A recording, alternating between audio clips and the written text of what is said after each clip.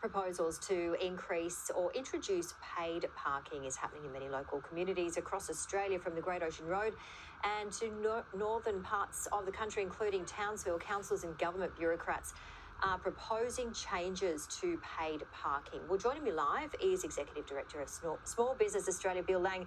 Bill, good morning. Great to see you. Thank you so much for joining us, as always. So, we have seen reporting multiple councils down the Great Ocean Road and Townsville, as we mentioned, and they're introducing and expanding paid parking. What is the small business impact on this?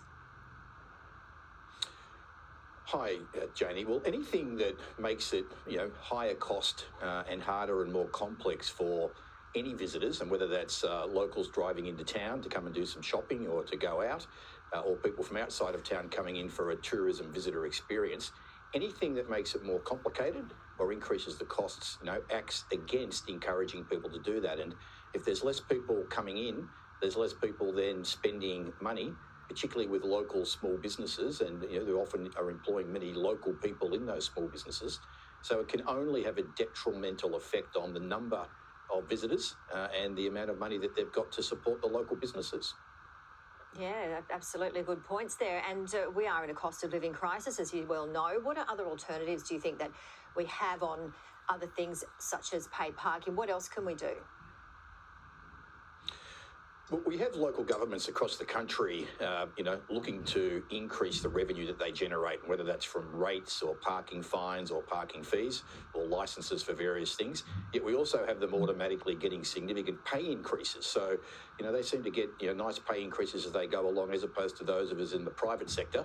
We've got 2 in 5 small business families actually losing money at the moment. So I think having a look internally at what are they spending their money on.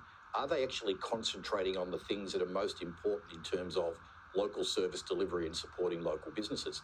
We have some in some places around the country, wanting to, throw events for people like Julian Assange coming back into the country, or having particular issues that they're pursuing, which is not the core business of local council. I think, they need to learn how to do more about what's important based on the revenue that they're earning, as opposed to just wanting to increase taxes on citizens, visitors and local businesses. Bill Lang, as always, thank you very much for your time and expertise this morning. Let's get another perspective now, and joining me live is Councillor Mark Croxford from Kiama. Mark, thank you for joining us. So why do you think councils are increasing and introducing paid parking? Well, Janie, I was just listening to Bill there. We need to find ways to generate additional revenue, particularly in these tough times, these tough economic times, in a way that continues to serve our community rather than exploit them.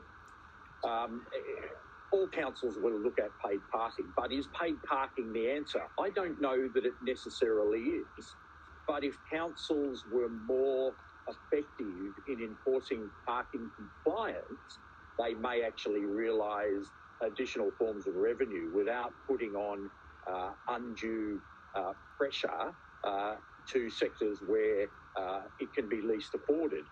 For example, in the greater city of Geelong, recently I read that they forecast to increase their fine revenue by something like 68%, up from $4 million to about $6.7 million, just by increasing their car parking ranges and enforcing time limits. That's actually quite sensible. Do they have paid parking? Perhaps they do, but I think it's more about compliance.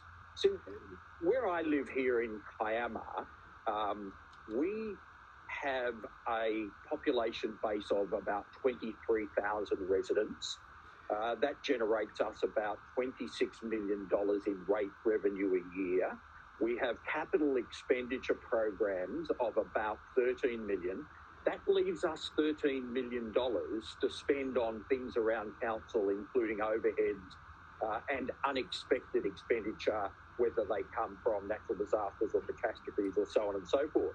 But the unique thing about places like Kiama, coastal tourist destinations, is during summer, our population booms to in excess of 40,000 people, but our rate base doesn't change.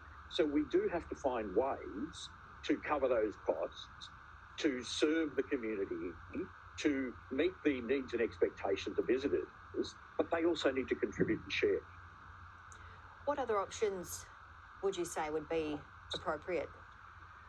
Well, it's interesting, Janie. There are two inquiries going on at the moment, one at the New South Wales state parliamentary level and also one at the federal level, looking into financial sustainability of local government.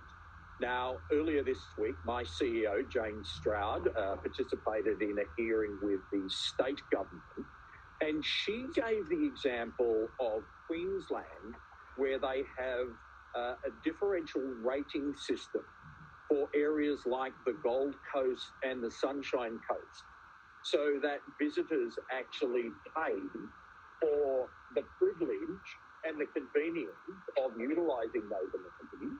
They also increase on secondary residences the rates, and also on short-term rental accommodation. So whilst I agree with Bill, paid parking may not necessarily be the solution. There has to be better ways to do it.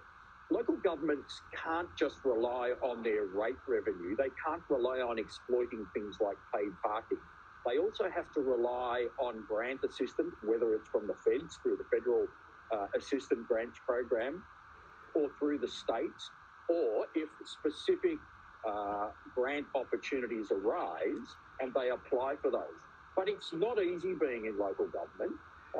You're always the root cause of everything, whether it's your fault or not. But we need to meet the needs and expectations of those communities we serve.